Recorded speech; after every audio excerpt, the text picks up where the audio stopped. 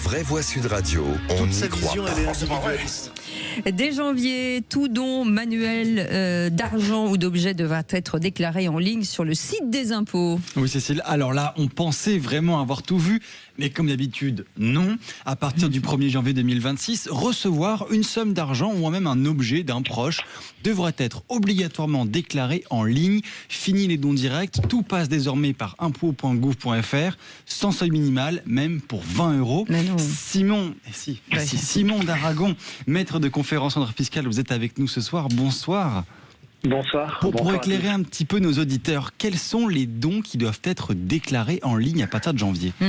Alors déjà, ce qu'il faut préciser, c'est important d'être précis, c'est qu'il n'y a pas de fiscalité supplémentaire sur ce qui est autorisé ou ce qui n'est pas autorisé ou sur ce qui est taxé tout simplement. Aujourd'hui, la volonté de l'État français, et on l'a déjà vu, je pense que vous l'avez déjà vu depuis quelques années, avec notamment l'onglet « Gérer mes biens immobiliers » qui a été ajouté sur notre espace particulier impôts.gouv, un nouvel onglet va être créé pour déclarer les dons.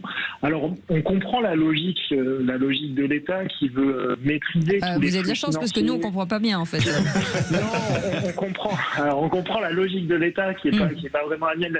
Ce qui pose un peu souci, c'est le timing. Encore une fois, on est dans une situation économique qui est difficile. On a presque l'impression qu'on nous crée un impôt supplémentaire, alors qu'en vérité, on est là encore sur la recherche de la transparence. Moi, je cautionne pas trop l'initiative. Je suis plutôt opposé à cette initiative parce que je crois que tout simplement, il faut arrêter d'encadrer tous les mouvements qui peuvent exister. Et puis, je vais vous dire une chose de manière très concrète.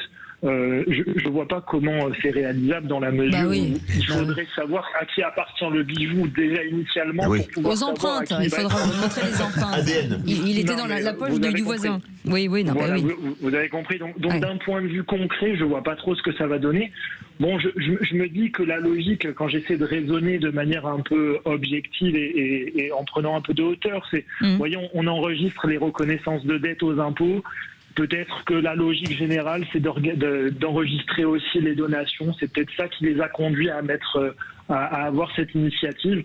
En tout cas, c'est inquiétant et je crois que les Français sont pas trop réceptifs là en ce moment quand on voit la situation économique. Mais surtout à 15 jours de Noël, où certains vont donner des petits sous à leurs enfants.